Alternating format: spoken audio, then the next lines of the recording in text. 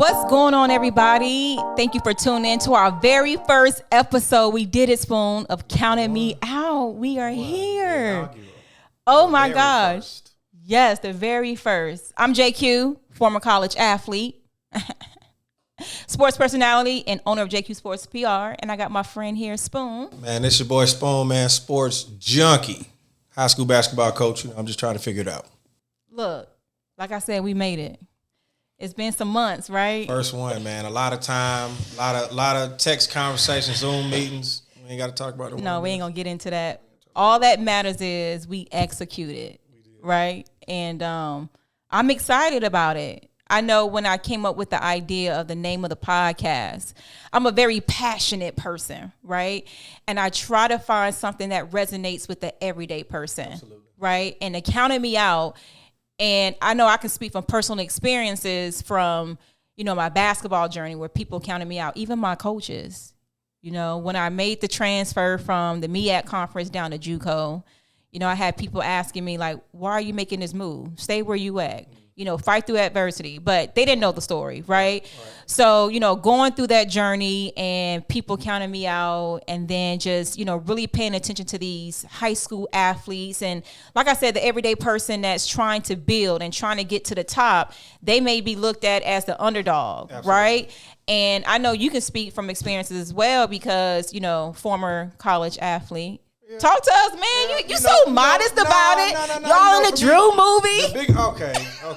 So the biggest thing for me was, growing up, it was uberly competitive in my household. Mm-hmm. So, I was last place in everything that we did. Mm-hmm. 2 older brothers and an older sister, and they're way more competitive than I am. So, mm-hmm. They shaped and molded my inner person to be what it is now. Like, if we're walking to the car, I don't want you to beat me walking to the car. Mm-hmm. It's just that it was instilled in me from the beginning because it was taking the groceries, who can get the most grocery bags in the house. Wow, y'all was very competitive. Everything. So from, it was a lot to get to the point where, people got to see the finished product. Now it's a whole lot different because they got social media. So you the middle child? Youngest.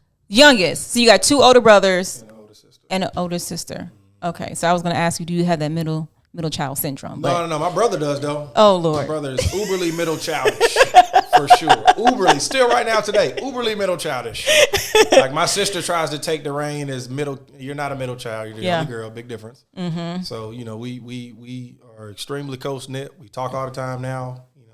Everybody has kids now, so we're all married.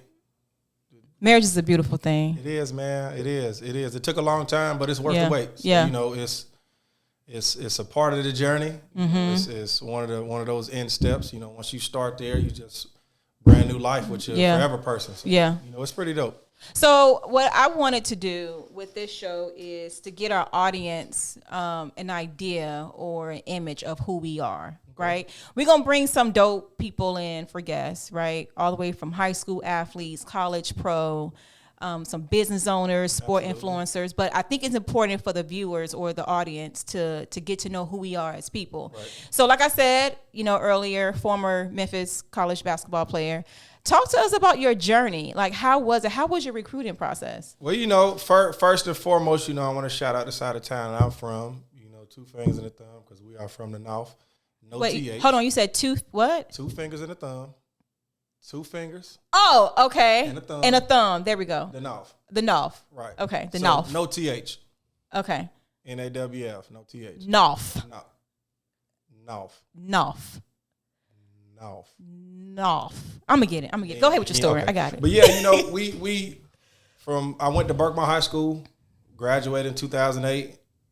Was runner-up for Region Player of the Year. Was 3rd in Mr. Georgia basketball votes. Was a Jordan Brand All-American. Oh wow. Okay. So when it came to the recruiting process for me, I got to watch both my older brothers go through it. Mm-hmm. So it was cut and dry for me. I wasn't. I don't want to sound crazy, but when I was going through my process, I eliminated a whole lot of schools off my list just off how they treated my brother growing up. So, there were schools that I won't name names, but there were schools that didn't even stand a chance. before they sent me their first letter, it was no for me because of how they did my brother. So there's no way you can expect me to treat you guys serious, and Right. you guys gave my brother, the bad end of the stick. So, but that was a time where family was uberly important because it wasn't just my decision to make. In the end it was, but everybody had input. So I went through when coaches came to my home visits. I used to have my friends come, and one of my best friends growing up was a huge Florida fan. And when Billy Donovan came to the house, I made sure he was there, so he got to sit through the home visit, meet Billy Donovan. Some that's of my aunts dope. and uncles had favorite coaches. When they came, I'd tell them, pull up to the house, 'cause your coach going to be here. Come shake his hand, give him a hug or something. So it was cool just going through that process back then. It's totally different now.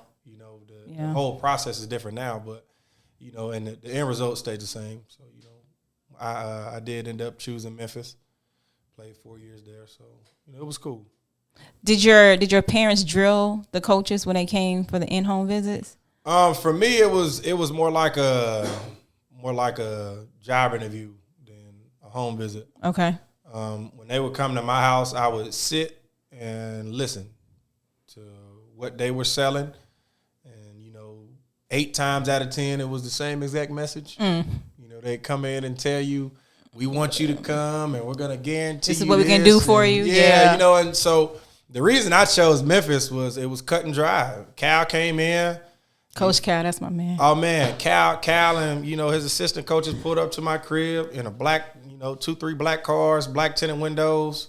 So that impressed you? No, it wasn't that. It was just when they pulled up, in a fleet of black cars.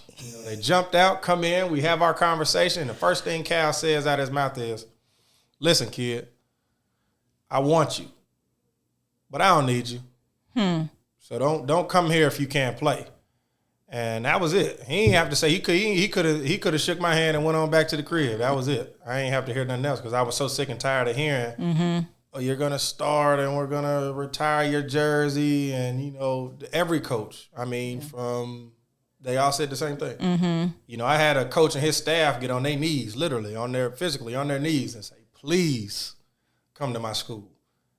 I'm like, "Bro, get up, bro." Are you serious? I don't think I've heard none like that before. No social media. Like, wow. Had social media been around then, I probably would have got on my Instagram and posted. Man, y'all would not believe just happened. Bro, y'all ain't gonna believe this, bro. Like, dude, just here on his knees telling me to come play for him. So, it's like I said, social media is a gift and a curse. Yeah. Because a lot of these kids, if you know how to use it right, then it's super dope. Because you can post your highlight tapes, the coaches come see what you look like. Yeah. Everything is right there. But we were coming up. Somebody heard about JQ.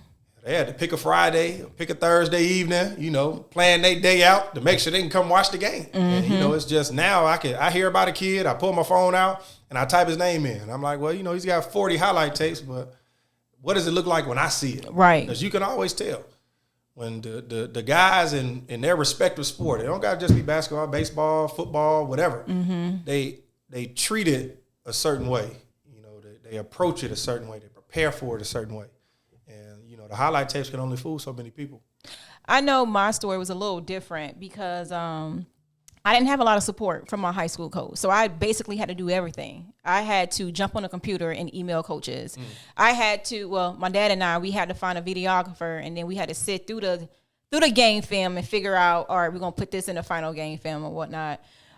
So my senior year, that's when I started getting a lot of offers.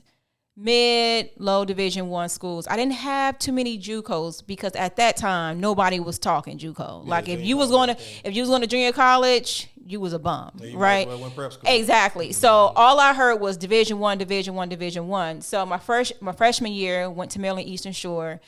The home visit, the coach, just like Coach Cal, was very honest. He said, "Look, I already have an upperclassman that's the starting point guard, but I'm looking for Jaquise to come in to be a lockdown defender." Because I tell everybody, that's how I got my Division I scholarship, was solely off of defense. I wasn't the scoring point guard, right? So he came in, he was very honest. He told my parents, like, "Look, your daughter's going to come in. She's going to play backup to the point guard that we have right now, but we're looking for her for defense." Absolutely. And, of course, getting a Division I scholarship, that was big for me. So I said, okay, I'll take it. But I knew when I got there, if I wanted to start in position, I was going to have to work for it. Some things happened first semester, second semester. I was a starting point guard for University of Maryland Eastern Shore. But some things transpired, and I went JUCO the second year.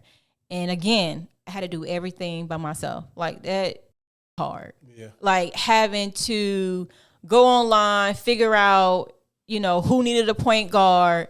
So I went to a JUCO down in Texas, starting point guard. I had a very successful season. Where at in Texas? Lufkin, okay. About an hour and a half away from Houston. One of my good friends used to play. He played junior college ball in Waco. Oh, okay. Really good. But Texas have some great JUCO schools, from basketball to football. But that was another reason why I went to Texas, is because I knew the caliber of talent that they had there. But yeah, so second year, got there, got distracted, and failed 2 classes. Never failed a class before. I was always an A/B student until my sophomore year. You ain't gotta say on me, man. You don't gotta say on me on your A's and B's. Man, I failed 2 classes, and at the time, if you want to go to Division I out of JUCO, you had to get your associate's degree, right? Yeah. And I had North Texas, I had Louisville recruiting me out of JUCO, and they said, well, Ms. Smith, in order for you to come play at our school, you have to have an associate's degree. But you got to go to summer school. Summer school for bad, dumb kids. I'm not going to summer school. Oh, that's cap. Yeah. But I made the decision to go to Division II. Nothing against Division II, but if I would have made some changes during my sophomore year, I probably would have ended up either at Louisville or North Texas. Mm-hmm. Yeah, I don't get caught up in that, man. Don't get caught up in the tier of college basketball, because college basketball, getting there in itself is a task.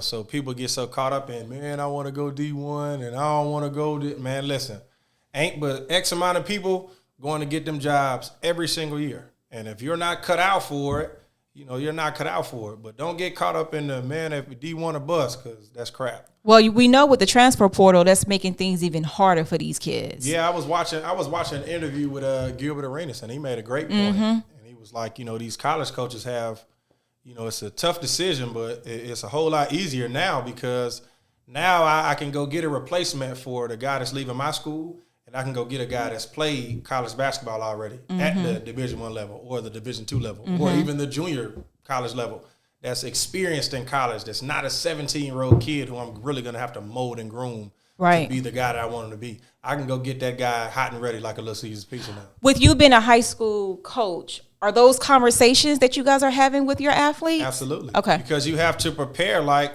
it's your last game. You got to practice like it's your last practice every single time, because there's a guy that's out there that's doesn't like his situation. And it doesn't have to sit out anymore. Like it was almost a punishment to transfer schools when we were growing up, because you had to sit out a year. It's like, I don't want to. That's a bid. I don't want to sit out a year. Hell, I could figure it out here. Like when I know you probably had the same situation going on where you were not able to go to your parents and say, I'm uncomfortable with my playing time. Can you have a meeting with the coach? Like, I couldn't have no meeting with the coach. Right. Like, they weren't trying to hear all that. Like, boy, if you don't get out and go figure it out, like you want to play more, figure out how to play more. It's just that simple. I'm not going to call your coach and, your administrators no, we're not doing that. You got to figure it out. And, it helped me, but the generation of kid now is just, it's they're coddled. So anytime something goes wrong, I'm going to call mom, I'm going to call dad. But I think, to be honest, Spoon, it depends on the situation, because if a kid is in a situation where he has or she has to transfer, it's not because of playing time, right? Maybe they're unhappy or where they are as far as location. Coming out of high school, maybe they thought being far away from home is what they wanted, but then realized they need to be around family. I think you should get one transfer. You should get one free transfer. So one. The transfer portal now in itself is getting out of hand now. I mean, I appreciate the idea, like the thought of the actual transfer portal, but I think they need to revisit and change some things. Put some things into place. Yeah, because I see kids go one school freshman year, another school sophomore year, another school junior year, another school senior year, and then a fifth year to another school, and it's like, what we doing, bro? Like, it ain't the coach's fault everywhere you go. Like, you gotta you might be the problem. You gotta sit down, look in the mirror, bro, and figure some things out. Like, it's enabled a lot of these kids to think that there's something that they're not, and that's why a lot of their careers don't push past the point that they want them to go, because it's always somebody else's fault. Accountability is a thing in the past. That's a key word right there, because sometimes I fault these parents. Oh, for sure. They're not upfront and honest with their kid. Like, look, son, look, daughter, you have dreams playing at the Division I level, but you might want to start looking and considering some D2, NAIA, JUCO. I don't know why JUCO has a bad rep. I think it's getting better, but I would tell anybody, if your mindset is to get to the Division I, maybe go to JUCO route for a year or two, right? You know what I tell kids all the time, especially now, is that if you can play, they're gonna come find you. Right. Especially now, because there's highlight tapes. So if you can play and you're really good, then you'll get found. Somebody's gonna repost your highlight tape, your game film from somewhere. It'll get on the internet and it'll go crazy. Like the kid that was at Ohio who went to the junior college and didn't play, was on the C team or something, and then killed the C team, got moved up, and then killed that, and then moved up, and then killed that, and then finally got a shot. It happens like that now because social media. Like, it's literally one of the greatest tools these kids have to utilize if you utilize it right. Because everybody's watching. But they're not just watching, your posts. They're watching the people that you follow, the stuff that you like. The higher ups, they're watching everything. So, don't think that you're getting over. But also, if you're using it right, then, I can go click on this kid's page. Okay, I see, he volunteered at all that stuff comes into play. It sure does. These kids they gotta learn to utilize Instagram and Facebook and Twitter, because that's what a lot of these older people are starting to lean on. The generation before ours, the older people now, they don't know how to use social media. Right. So it's hard for them to kind of understand the principle of social media. So now our generation is the best of both worlds, because we grew up using MapQuest, where we had to go print our directions off. I remember them, man. You feel me? We had to go print our directions off. We in the car. Right. Man, you supposed to went left you feel me? But now the kids now, they don't know how to operate without their phone. Right. You take their phone, and now they trying to fight you, and it's different now. So we got caught in the perfect storm, because you can drop me off anywhere in the city of Atlanta and I'll be able to figure it out. No phone, no nothing. But I can walk you through it on your phone if you feel me? Right. Like, we're the perfect generation. Now, do you think, because I know you was a star at Memphis, if social, you're so modest about it, but honestly though, if social media was around as it is now when you was at Memphis, do you think you would have utilized it the right way? For sure. Okay, how? For sure. It's especially with the NILs and oh man, it would have been different. But you still would have been able to balance, because I know a lot of coaches, not gonna say any names, I had DMs sent to me saying we shouldn't be, educating these kids on NIL opportunities. I'm talking about high school kids. Because, in some states and, for high school student athletes, it's legal, right? Yeah, for sure. So I had a coach that DM'd me and said, hey, we don't need to be educating these kids about NIL. They need to focus just on ball, right? And for me, it's all about what's their plan B? What if they don't get the opportunity to play at the professional level, right? That's not everybody's bottom line. Everybody's bottom line isn't to go to the NBA. Some people just want to have successful high school careers. Somebody they just want to go to college and play college ball. That might be their dream. Their dream might not be to play past that. I just want to go graduate college. I'm going to do what I got to do to get to college, 1, and then 2, to graduate for free, because that's what it's all about. The end of it is getting these kids ready to be successful citizens, because that's what it's all about. Now, everybody can't play in the NBA. Everybody can't play overseas. It's just, that's the harsh reality of it. I mean, it's not really harsh, but that's the reality of it. Everybody can't go on to play post-high school sports. It's just, and that's okay. But you have to be ready and willing to accept what comes after that. Well, I know just from looking up Wikipedia, we didn't know that you were in Drew movie. So how was that transition from We're gonna talk about it. Okay. But how was that transition from being like a star basketball player, because you've been playing the NBA for a while, and then you transition into being a movie star? Movie star. So how was that transition? Because I know a lot of athletes, especially when they have that status in college, being the big man on campus, and taking the other route of outside of sports. How did you balance that? How was that transition? Shout out Tiger Nation, first of all. But we're literally on the couch, me and my wife, watching probably Netflix, scrolling on my phone. She's looking over my shoulder, and I'm scrolling, and she sees the open call casting. It's an ad. Now, this is just when ads first started popping up on Instagram out of nowhere. So I'm scrolling, and I'm like, what the hell is this open call? Who I'm following? The Game Changing Films pops up. It's an ad. Mm-hmm. And I just keep scrolling past it. And my wife was like, what was that? So I go back. She goes and fills out the information. Okay. What's your wife's name? Dominique. I don't know that she does this. So I get an email from the people. We're out of town at the time. I get an email from the people. Hey, we got your information. We'd love to have you. And I was like, when I fill this out. Yeah, like, what is this? Like, what are you guys talking about? And she was like, oh, my name is such and such from Game Changer Films, and, you said you're out of town. When you get back, we'd love to have you, just come on set and just see how things go. And I'm like, all right, cool. So come back in town like 3 days later, and they're shooting at St. Philip's, the church right there on Candler Road. So I pull up St. Philip's. I walk in, and it's like 100 guys in the gym. And there's guys in there with headbands on, arm sleeves, long socks, Timbs. I'm like, yeah, nah. Wait, are they in character, or that's just how they came? No, this is how they're trying to get a shot in the movie. Okay. They're playing basketball, like playing pickup in the gym, and it's 100 guys in there, and they're going crazy. So when I walk in, I'm from Georgia, so. And the basketball community in Atlanta ain't so big. Right. So when I walk in the gym, 5-6 guys like, oh, Spoon, like, what's good, bro? And I'm like, oh, hey, like, what's going on, bro? And so one of the directors ends up seeing, the whole interaction. Like, so now he's thinking like, well, who is this guy? Got people walking up to him. I'm not thinking anything of it. So he walks up to me and he's like, hey, man, like, what's your name? And I was like, Wesley Witherspoon. He was like, oh, we've been expecting you. And I was like, oh, okay, cool.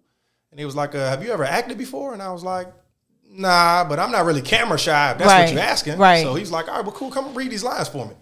Go to the back, read the lines. He's like, man, you're perfect. I need you to fill out this information. And so they didn't even audition. So everybody else just like. No, everybody else was shooting. They were trying to get a scene in the. You ever seen a basketball movie and it's 1,000 guys in the back there dribbling balls, looking crazy, not really getting any lines in the movie, but they're just dribbling, shooting jump shots or something like. So that was everybody else was just in the back of the movie. Gotcha, just extras. Yeah, just extras in the back of the movie. So I get to the back, I read the lines. He's like, perfect. Tomorrow I need you to come to dress rehearsal. And I was like, okay, cool. So I show up to the spot, and then I get an email from SAG, like the Screen Actors Guild. They were like, okay, well, we rushed all your paperwork in. You're now, a SAG-AFTRA actor. So you have to be through the whatever the SAG thing is. You got to be affiliated to even be considered an actor in itself. Period. You got to be a part of the Screen Actors Guild to be considered an actor. So I get there to the dress rehearsal. And now I'm playing Casper. Like this is, I'm trying on the clothes, like all the jersey stuff. I'm Casper. So everything is cool. Like for 2 weeks, we're practicing, shooting all these scenes in the movie. Like we're rehearsing, we're going crazy. So the first day of actual filming, call time was 6 a.m. I get there like 5:30. That's that athlete in you right there. there. Me? I eat a little breakfast. Like I'm dressed. I'm stretching on the side. Like I'm ready, bro. In walks Aaron Gordon. Mind you, I grew up playing with Aaron's big brother, Drew. So Drew Gordon was Aaron's big brother. Both played at UCLA. Really good players, really athletic. So he walks in. I'm like, oh, what's up, little bro? Like, what you doing in here? He was like, oh, I got my agent called me, last night. They wanted me to play the role of Casper. And I'm like, what the fuck? Wait, what the hell? Like, I thought I was Casper, man. So as we had this interaction, one of the producers is walking by, and he's like, oh, you guys know each other. And I was like, yeah. So we do the whole deal. And he's like, man, we really want you to be a part of this movie.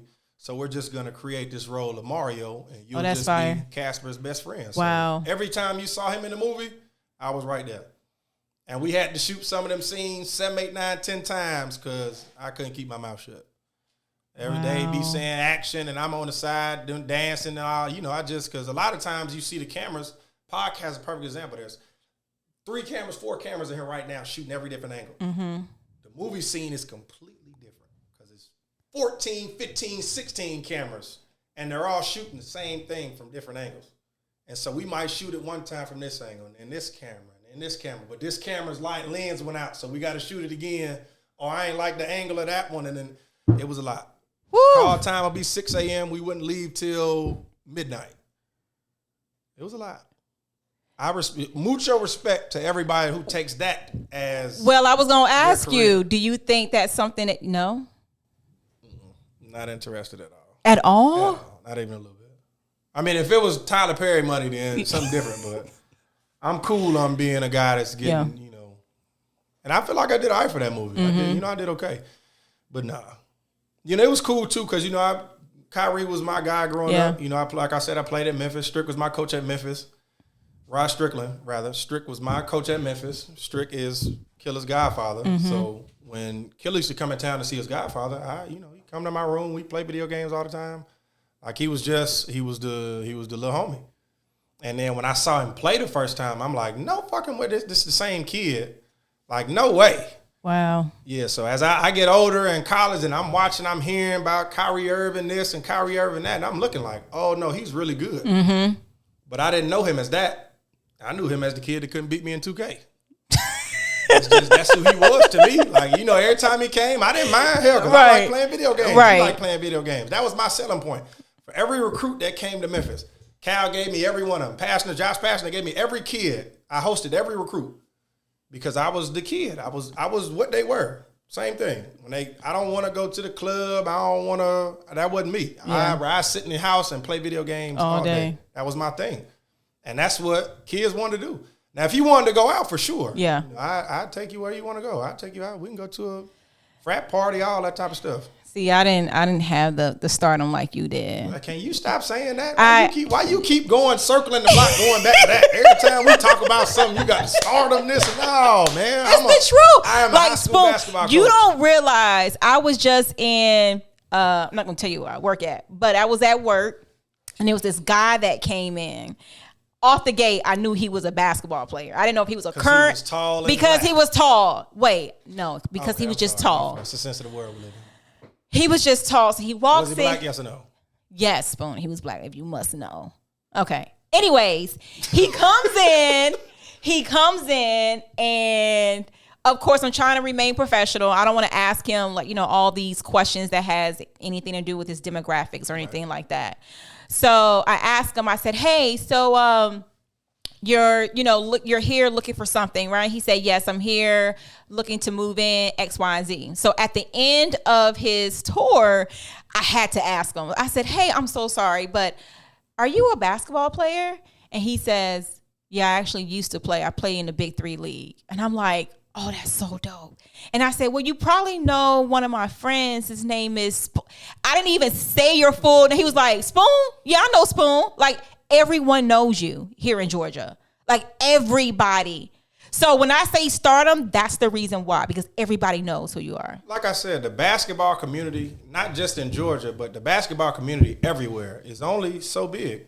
So true. It's like when you're a rapper. When you're a rapper, you don't only want to hang around rappers, but if I'm at work all the time and I'm rapping, I'm going to be around the guys that can really rap. And eventually you'll cross paths with some guys that can really rap. Right. So, basketball's the same way. Like, I started off playing basketball just to play basketball. It was a thing in the neighborhood with my brothers, with my sister. And then before I knew it, I was playing with some of the guys that can really, really play. And now it's like when they see me now, I tell my high school kids, when my phone rings sometimes and it'll be in the gym, and they'll see the names that pop up on my phone. It's like, you know him? Oh, you like, that guy, coach? Like, you know him? How do you know him? And I'm like, just my friend, man. Yeah. Like, just my good friend. We just, I play video games with basketball players all the time. Yeah. And, my friends that That's so dope. That are PlayStation friends. Yeah. Like my PlayStation friends who don't know me in real life. And when my famous friends join the chat, it's like, how you know him? And I'm like, now they get to asking me who I am. And I'm just like, bro, I I am I'm nobody, just bro. Spoon. Oh I'm just my Spoon. goodness, bro. I am. Leave me alone, man. You know, it's it's a blessing for sure to have went the route I went, to have been able to live the life that I live up until this point. It's super dope, man, because like you said, when I go places now, it's hard for people not to know me. A lot of times because I'm still in the gym, right? You know, all the time. I go to the gym, and it's gyms that I'm in mostly. Yeah. But you know, the basketball community ain't but so big, man. So you know, when you talk about AAU basketball, and I go to the gyms and I see the coaches, the college coaches now are the guys that were playing when I was playing. So you know, they know me too. So now I'm talking to my kids about, hey man, look, I know what he's gonna want. In a kid, like I know what it takes to get to that point. I'm not just talking just to talk. Listen, bro. Well, look, so we ran out of time. We can go on and on and on. For sure. You know we We can. get to talking. But I'm so excited for this podcast. You guys can find us on Spotify and Apple. Tell everybody how they can find you on social media. At Spoon 7 O's 11. Look, why you have so many O's? Quick story. I'm a freshman in college. Okay. My mom comes and drops me off. She leaves and comes back maybe a month later, and we go to eat downtown in Memphis. And we're driving to this spot, and she looks up, almost crashes the car. Like she almost swerves and crashes the car. We look up, and there's a big billboard. My face on it, Spoon, 7 O's. So that's what my Instagram came about. Dang. Okay. Go ahead. Finish. Spoon 7 O's. SP 7 O's in 11 on every social media platform. I like how you have it consistent. And you can follow your girl JQ on all platforms at JQ Sports PR. Again, that's JQ Sports PR. Thank y'all for tuning in. Until next time, we're out. Counted me out.